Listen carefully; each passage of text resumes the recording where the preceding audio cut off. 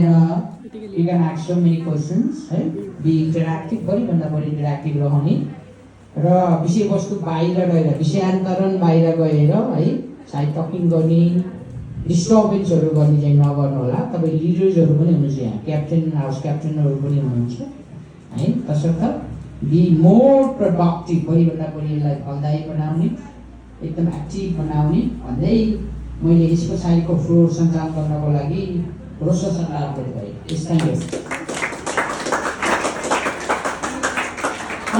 नमस्कार, धन्यवाद हैरानी खत्री सरलाई।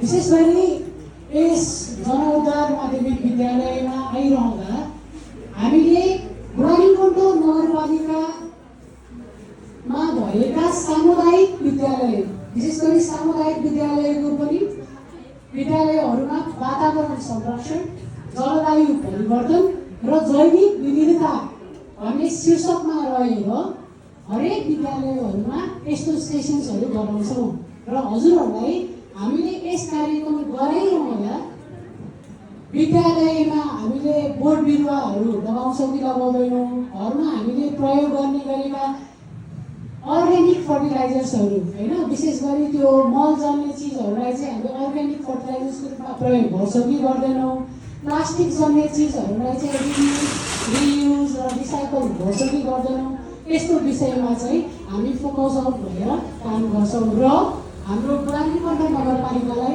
सुन्दर, सफा, हेर्नुहोस् त त्यहाँ बोर्डमा स्वच्छ, शान्त, समृद्ध, पर्यटकीय नगरी बुढानीकण्ठ बनाउनको निमित्त हामीले महत्त्वपूर्ण भूमिका खेल्नुपर्ने हुन्छ। सबैभन्दा फर्स्टमा म रोशन चलाएको तर्फबाट हार्दिक न्यानो अभिवादन स्वीकार्नुहोस्। नमस्कार।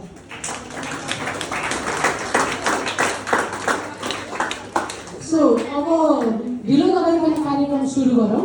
सबैभन्दा फर्स्टमा म कक्षा 8 र 9 का विभिन्न हाउसका भाइ बहिनीहरू र क्याप्टेन र भाइस क्याप्टेनलाई उभिदिनु हुन अनुरोध गर्दछु। उभिदिनु होला कृपया।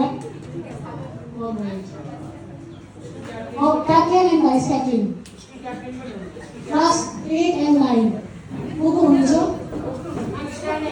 ओके,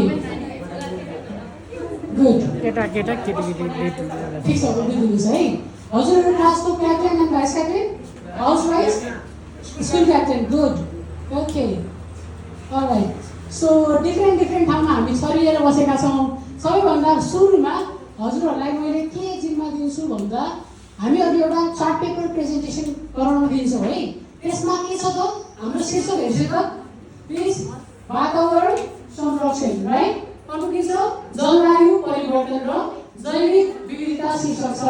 यहाँहरूलाई सबैभन्दा फर्स्टमा म एकछिन बाहिर निस्किदिन अनुरोध गर्दछु। क्याप्टेन एन्ड भाइस क्याप्टेनलाई ठ्याक्कै आफ्नो रोबाट बाहिर निस्किदिनु होला र हजुरहरूले यहाँ हाम्रो सिनियर सर र म्यामहरूले हजुरलाई त्यहाँ टुल किट दिनुहुन्छ।